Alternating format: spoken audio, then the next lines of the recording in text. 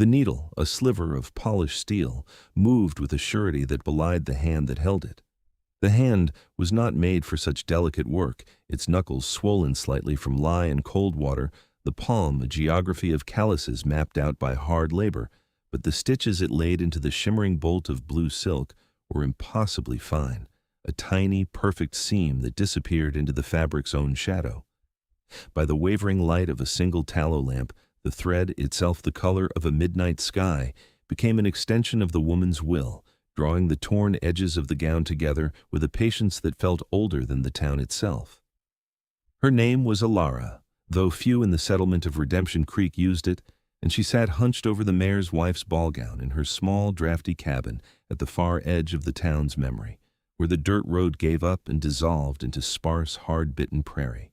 The lamplight carved her face from the surrounding dark, showing the quiet set of her jaw and the way her gaze never lifted from her work, because the work was all that mattered.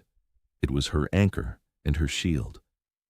Outside, a bitter wind clawed at the chinking between the logs, a lonely sound that promised a colder night to come, and from the top of the low hill that overlooked the creek, another light shone, warm and sprawling and golden. It was the light from the mayor's new house, a proud two-story declaration of permanence in a land that was anything but, and it was for the party in that house that this dress was being mended. The Founder's Ball. Elara did not look toward the light. She had learned long ago that looking at things you could not have was a special kind of poison, one that soured the blood without ever showing a mark. She had a place, and it was here, with the scent of wood smoke and laundry soap, her back to the window. The work was enough. It had to be. Miles away, in a workshop that smelled of sawdust and linseed oil and the deep earthy perfume of curing wood, Silas Blackwood ran a calloused thumb over the spoke of a newly finished wagon wheel. It was perfect. The joinery was so tight that the seam between spoke and hub was a nearly invisible line, a testament to a skill that bordered on obsession. He was a man built of the same unyielding material as the mountains that loomed to the west, broad in the shoulder and quiet in his movements, his face a landscape weathered by sun and solitude. He did not smile often, but a deep satisfaction settled in his bones when a thing was made right, when the pieces fit together with the clean, honest click of intention fulfilled. This wheel was for the stagecoach line, a heavy-duty piece meant to withstand the punishing ruts of the overland trail, and he had spent the better part of a week on it, shaving the hickory with a draw-knife until the curve was a perfect arc, his body moving in a slow, practiced rhythm that was its own kind of language. The town of Redemption Creek depended on things that were made right. A good wheel, a solid foundation, a well-set fence post, these were the things that held a life together against the constant pressure of a world that sought to wear everything down to dust.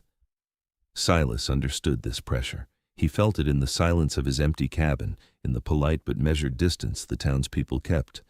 They respected his work, came to him with their broken things, paid him in coin or kind, but they did not invite him into the easy warmth of their homes. He was a necessary part of the town, like the smithy or the well, but he was not one of them.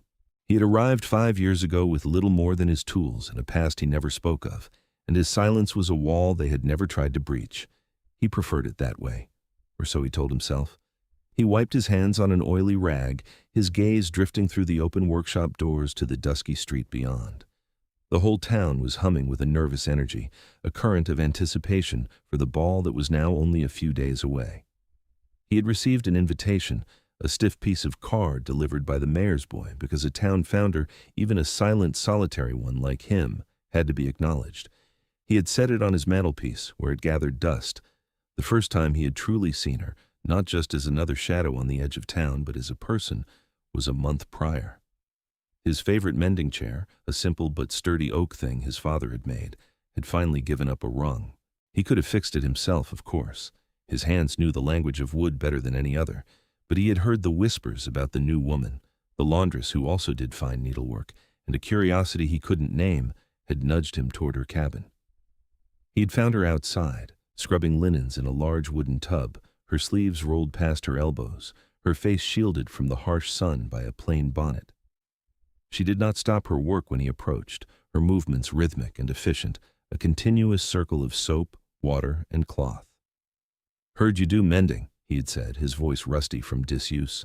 She had looked up then, her eyes a startlingly clear shade of gray, and for a moment he saw not a laundress, but someone else, someone who had known a different life. The impression was fleeting, gone as quickly as it came. "I do," she had answered, her voice low and even, and she wiped her sudsy hands on her apron before taking the broken rung from him, turning it over to inspect the clean break of the wood. "This will need to be glued and set. It will take a day." He had only nodded, placing the chair by her door. He'd paid her in advance more than she asked, and when he returned the next day, the chair was waiting for him, the rung so perfectly set that it was stronger than it had been before. He had tried to ask her name then, but the words felt clumsy in his mouth. She had simply nodded in acknowledgement of his thanks, her gaze already turning back to a pile of shirts that needed stitching, and he had left, the silence between them feeling both vast and strangely complete. He had thought of her often since, a quiet question at the back of his mind. Afternoon, the day before the ball. The air was thick with the smell of baking bread and roasting meat drifting from the kitchens of the town's more prosperous houses. Elara walked down the main street, the finished blue silk gown carefully folded and wrapped in clean linen, held in her arms like a fragile treasure. She kept her eyes down, her focus on the worn planks of the boardwalk beneath her feet, a habit learned from a lifetime of being looked through or looked down upon. She could feel the stares of the women gossiping outside the mercantile, their voices dropping to conspiratorial whispers as she passed. She knew the stories they told about her, a fallen woman from the East, a widow of a gambler, a dozen other fictions born of boredom and suspicion. The truth was simpler and sadder, and it was hers alone. She reached the mayor's house, its white paint a boast against the dusty landscape, and knocked on the back door, the one reserved for tradespeople and servants. Beatrice Thompson, the mayor's wife, answered the door herself, her face a mask of impatient authority.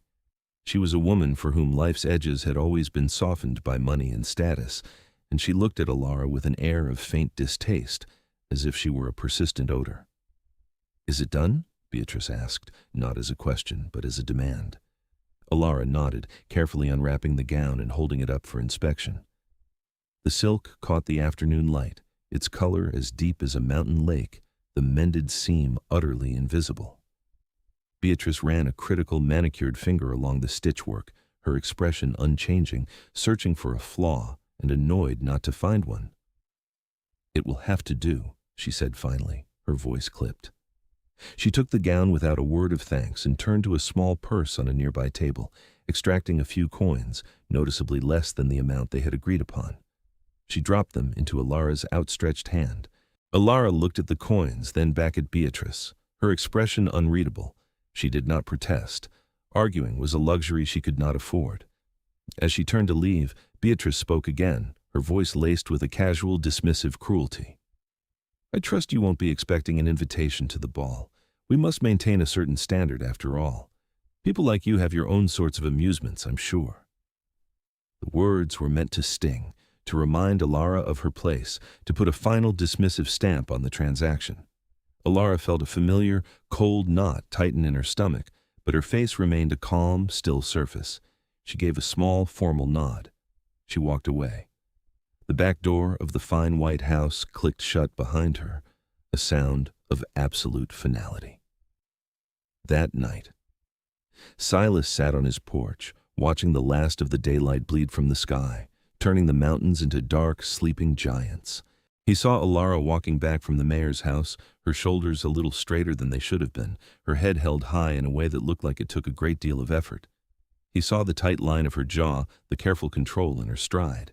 He didn't need to have been there to know what had happened. He had seen Beatrice Thompson's particular brand of casual cruelty before, the way she used her position to diminish others, to reinforce the fragile architecture of her own importance. It was a smallness of spirit that Silas found more offensive than outright violence. Violence was honest, in its own terrible way. This was something else, a slow, grinding erosion of a person's dignity. He had spent his life building things to last, things that were honest in their construction, and the sight of this quiet injustice felt like a splinter under his skin. Later, he walked into town to buy some grain and saw the final guest list, penned in an elegant looping script tacked to the notice board outside the town hall. He already knew what he would find, but he looked anyway, his eyes scanning the names of the ranchers, the merchants, the landowners, all the people who mattered. Her name was not there. Of course it wasn't. He stood there for a long time, the paper fluttering in the evening breeze, and a cold, slow anger began to build in him, the kind that didn't burn hot but settled deep, like frost in the ground. It was the anger of a patient man pushed too far. He thought of the perfect, invisible seam in the silk, the impossible care taken for a woman who would offer only contempt in return. He thought of the quiet strength in Elara's gray eyes. Not here, not this time. The night of the Founders' Ball arrived on a wave of cold, clear air, the sky a vault of brilliant, unblinking stars. The mayor's house was a beacon of light and music, its windows spilling warm, golden rectangles onto the frozen ground. Inside, the main hall was crowded with the town's elite, the men in their Sunday best, their faces scrubbed in earnest, the women in a rustle of taffeta and silk, their laughter like the tinkling of delicate glass. The air was warm and thick with the scent of pine boughs, beeswax, and expensive perfume. At one end of the room, a trio of musicians, a fiddle, a guitar, and a small piano, were tuning their instruments, their plinking notes, a thread of nervous anticipation weaving through the hum of conversation. Beatrice Thompson stood near the center of it all, resplendent in her deep blue gown, a queen surveying her court. She smiled and nodded, her gaze sweeping the room, cataloging who was present, who was wearing what, who was speaking to whom. Her world was a precise and ordered thing, and tonight it was perfect. Her husband, Mayor Thompson, a man whose ambition had long ago outpaced his spine, stood beside her, beaming, accepting congratulations on the success of his town, of his house, of his wife. Everything was as it should be. Silas Blackwood stood by the main door, a silent, unmoving figure in a clean but plain wool coat. He had not come to celebrate. He had come to bear witness. He watched the polite charade, the carefully constructed hierarchies, the silent shared agreements that kept people like Beatrice on top and people like Elara on the bottom. He felt the familiar weight of being an outsider, but for the first time, it did not feel like a burden. It felt like a vantage point. The musicians finished their tuning and looked expectantly toward the mayor. A hush began to fall over the room as people turned, their faces bright with anticipation. It was tradition. The mayor and his wife would open the ball with the first waltz. Mayor Thompson cleared his throat, puffed out his chest, and offered his arm to his wife. "My dear," he began, his voice booming with false heartiness. "Shall we?" Beatrice placed her hand delicately on his arm, her smile a carefully painted masterpiece of civic grace. This was her moment, the culmination of all her planning, all her maneuvering. The music was about to begin. The world was about to turn in perfect 3/4 time. It was then that Silas moved. He took 2 steps forward from the doorway, his heavy work boots making a solid, deliberate sound on the polished floorboards. The sound was not loud, but in the expectant quiet, it was enough. Every head turned toward him. He did not look at Beatrice. He did not look at the crowd. He looked directly at Mayor Thompson, his gaze level and unyielding. The easy smile on the mayor's face faltered, replaced by a flicker of confusion. Silas Blackwood was not a man who sought the spotlight. His presence at the center of the room was a disruption of the natural order, a crack in the smooth veneer of the evening. "The ball can't begin," Silas said. His voice was not loud, but it carried the weight of conviction, cutting through the perfumed air like a cold, clean blade. A murmur went through the crowd. Beatrice's smile froze, then curdled into a tight line of fury. "What is the meaning of this, Mr. Blackwood?" she hissed, her voice a venomous whisper. Silas ignored her. His focus remained on the mayor, who was now beginning to sweat under the scrutiny of the entire room. "Someone is missing," Silas stated. It was not an accusation. It was a simple statement of fact, delivered with the same certainty he would use to declare a piece of wood warped or a wheel untrue. The mayor blinked. "Missing? Who is missing? Everyone is here. Everyone who was invited." Silas gave a slow, deliberate shake of his head. He let the silence stretch, forcing them all to lean into it, to feel the weight of the empty space he had created. "The woman who mended your wife's gown," he said, his voice still quiet, still firm. "The one whose hands are skilled enough to make this night possible, but not welcome enough to attend it. She is not here." He paused, letting the words land, letting the truth of them settle in the room. He finally turned his gaze to the crowd, to the faces of the people who had stood by and watched, who had whispered the rumors, who had benefited from her labor while denying her humanity. He saw shame on some faces, defiance on others, confusion on most. Then, without another word, he turned his back on all of them, on the music, on the light, on their entire, carefully constructed world. He left. The great wooden door closed behind him with a soft, definitive click, leaving behind a silence that was heavier and more profound than any that had come before. The cold air outside was a relief, sharp and clean in his lungs. He walked with a steady, unhurried pace, his boots crunching on the frozen earth, his path lit by a brilliant moon. He was not sure what he expected to happen, what he thought he could accomplish. It was not a calculated act. It was an impulse born of a deep, abiding sense of rightness, the same instinct that told him when a joint was true. Some things were either right or they were wrong. There was no middle ground. He walked the dark road to the edge of town, to the small, lonely cabin where a single lamp still burned. He knocked softly on the door. After a moment, it opened, and Elara stood there, her face framed in the warm light. She was not crying. She was not wringing her hands. She was wearing a simple mended dress of dark gray wool, and she was holding a book, her finger marking her place. Her expression was one of quiet surprise, but there was no fear in it. She looked at him, her gray eyes searching his face, and he saw a flicker of understanding, a dawning awareness. He felt a sudden clumsy need to explain himself, but the words wouldn't come. He was a man of wood and steel, not of speeches. So he said the only thing that mattered. "They're waiting." It was not entirely true, but it was the truest thing he could think of to say. She looked down at her plain dress, a small, self-conscious gesture, then back up at him. She saw the unwavering resolve in his eyes, the silent offer that was more than just an invitation. It was a statement of her worth. A long, silent moment passed between them, a moment in which an entire world of unspoken things was communicated. Then, she gave a slow, deliberate nod. She closed her book, setting it carefully on the table, and when she turned back to him, the last traces of vulnerability were gone, replaced by a serene, unshakable dignity. Silas offered his arm, a formal, old-fashioned gesture. She took it. Together, they walked out into the cold, clear night, back toward the house on the hill. When they entered the ballroom, the silence that greeted them was absolute. The crowd parted before them like the sea, their faces a mixture of awe, resentment, and grudging respect. Beatrice Thompson stood frozen, her face a mask of pale, incredulous rage. This was her world, her party, and it had been stolen from her by a wheelwright and a laundress. Mayor Thompson, ever the politician, saw the shift in the room's tide. He saw that this was no longer about his wife's petty grievances. It was about the character of the town itself. Silas led Elara to the center of the empty dance floor.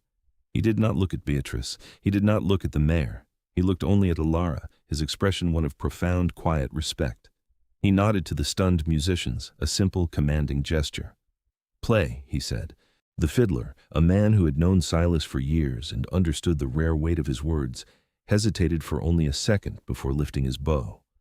The first, sweet, hesitant notes of a waltz filled the silent room. Silas placed a hand on Elara's waist, took her hand in his, and they began to dance. Their movements were not elegant or practiced, but they were steady and sure and honest.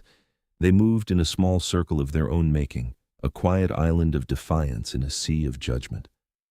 They were just two solitary people, a man who built things and a woman who mended them, and in that moment they were rebuilding something far more important. They were rebuilding the idea of what it meant to belong. After a few moments, another couple joined them on the floor, the blacksmith and his wife, plain, hard-working people, then another, the owner of the mercantile, and another. Soon the floor was full of dancers, the rustle of silk and wool, the shuffle of boots on wood. Some people, Beatrice and her closest circle, turned and left in a silent fury, their departure barely noticed. The party went on without them. The music swelled, fuller and more confident now, and the house on the hill was once again filled with life. But it was a different kind of life. It was warmer, it was kinder, it was more true. Days later. The sharp edge of winter had softened, a hint of thaw in the afternoon sun. Elara was no longer just the laundress who lived at the edge of town.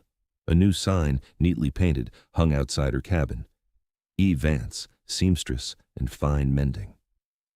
The mayor himself had commissioned her to sew new curtains for the town hall, a public act of acknowledgement that was also a quiet apology. When she walked down the main street now, people met her eyes. They nodded. Some even smiled. The whispers had not vanished entirely, but they had lost their power, replaced by a grudging, growing respect for the woman who had faced down the town's queen without saying a word. The change was not a revolution, but a subtle recalibration of the town's moral compass. Dignity, it turned out, was a currency more valuable than gossip. That evening, Silas sat at the small table in Elara's cabin, a bowl of warm stew before him. The chair he sat on was the one he had brought her for mending, solid and true beneath him. Outside, a new fence stood around her small garden patch, the posts set deep and straight, the rails level and strong. He had built it for her, an unspoken exchange for the meal, for the quiet companionship. They ate in a comfortable silence, the kind that exists between people who understand each other without the need for many words. The lamplight was soft, the fire in the hearth a low, steady pulse of warmth against the coming night. He had spent a long time afterward wondering why he had done it, why he had broken his own long-held code of silence and non-interference. He still did not have a complete answer, only a feeling, a deep-seated certainty that a world where a person's worth was measured by an invitation to a party was a world built on a rotten foundation. It was a world whose wheels were bound to break. He looked across the table at Elara, at the quiet strength in her face, and he knew, with the same certainty he felt for the grain of a piece of oak, that he had done the right thing. He had not just stood up for her. He had stood up for the idea that everyone deserved a place inside the warmth, that the skill of a person's hands and the quality of their character were the only guest list that should ever matter. It was a quiet beginning. The work was not finished, but for the first time in a long time, for both of them, it felt like home. Thank you for being here, for staying with this story until the very end. We all know what it feels like to be on the outside, to feel unseen or unvalued. And perhaps we've also all had moments where we could have spoken up for someone else, but chose silence instead. It's not easy to be the one who steps forward, to be the one who says, wait, something isn't right here. But as Silas and Elara's story shows us, sometimes a single quiet act of courage can change everything. It can remind us that a community is only as strong as the dignity it grants its most overlooked members. My question for you is this: have you ever witnessed a small act of defiance that had a big impact? A moment where someone chose kindness over cruelty or inclusion over exclusion?